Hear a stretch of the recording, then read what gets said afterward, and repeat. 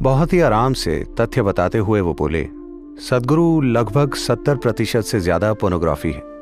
तो पिछले 10 सालों में हम एक अभ्यास चला रहे हैं। अगर आप कुछ अश्लील भी देख रहे हो तब भी सदगुरु सामने आ जाएंगे। Inner engineering. हमारे पास संवाद के जो भी माध्यम हैं उनका इस्तेमाल इंसानों को रूपांतरित करने के लिए जरूर किया जाना चाहिए।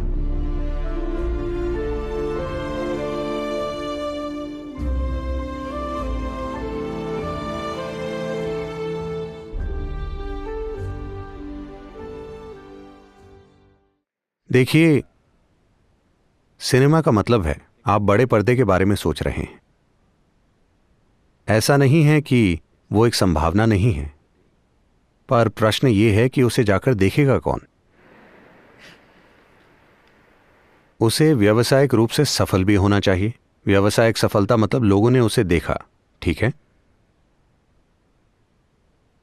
एक बार ऐसा हुआ, ये 9-10 साल पुरानी बात है। मैं अमेरिका में था और एक व्यक्ति से बात कर रहा था जो एक विशेषज्ञ हैं इंटरनेट वगैरह के। मैं खुद कभी इंटरनेट पर जाकर कुछ सर्च नहीं करता, मेरे पास उन चीज़ों के लिए समय नहीं होता। तो मैंने उनसे पूछा, लोग क्या देखते हैं? हर कोई अपनी स्क्रीन की ओर देख रहा है, वो क्या देखते हैं? बहुत आराम से, बहुत ही आराम से तथ्य बताते हुए वो बोले, सदगुरु लगभग 70% से ज्यादा अश्लील चीजें। मैंने कहा क्या? वो बोले हाँ। मैंने कहा मैं इस बकवास में विश्वास नहीं करना चाहता। 70% अश्लील है, यह असंभव है। फिर मैंने कुछ और लोगों से पूछा, वो सभी बोले हाँ लगभग उतना ही है, शायद 65 या 70 होगा। और वो इसका इस्तेमाल और किन चीज़ों के लिए कर रहे हैं? कई अन्य चीज़ें हैं, ड्रग्स बेचने के लिए, हथियार बेचने के लिए। पर जिस चीज़ ने मेरे अंदर सबसे ज़्यादा घृणा पैदा की वो ये थी कि इंटरनेट पर हर साल 15 साल से कम उम्र के 16 लाख बच्चे बेचे जाते हैं। जब हम अपने बच्चों को बेचने लगे तो मनुष्यों के रूप में हम सबसे निचले स्तर पर गिर चुके हैं। इससे ज़्यादा नीचे नहीं गिरा जा सकता। जब हम अपने बच्चों को हर तरह की गुलामी में इस्तेमाल के लिए बेचने लगे तो इसका मतलब है हम नीचता की हद तक पहुंच गए हैं, इससे नीचे नहीं गिर सकते, है ना? तब मैंने तय किया कि मैं इंटरनेट पर जाऊंगा। तो पिछले 10 सालों में हमने यह अभियान चलाया है। आप में से कई लोग जो ऊंचाई पर बैठे हैं, आपने ये झेला होगा कि अगर आप कुछ अश्लील भी देख रहे हों तब भी सदगुरु सामने आ जाएंगे। Inner engineering. मैं ये थोड़े आनंद से कह रहा हूं क्योंकि जब इतनी जबरदस्त तकनीक हमारे लिए उपलब्ध है तो क्या हमें ये करना चाहिए?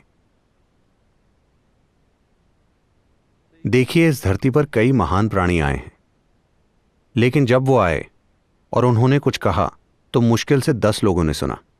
उन 10 लोगों ने उसे हर तरह के रूप दे दिए। आज पहली बार आप यहां बैठ सकते हैं और पूरी दुनिया से बात कर सकते हैं।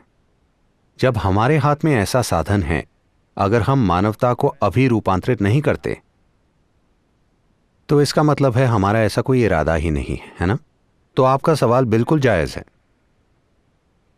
लेकिन क्या हमारे नेचुरल स्टार अध्यात्म पर एक फिल्म बनाएंगे? बायोपिक सदगुरु।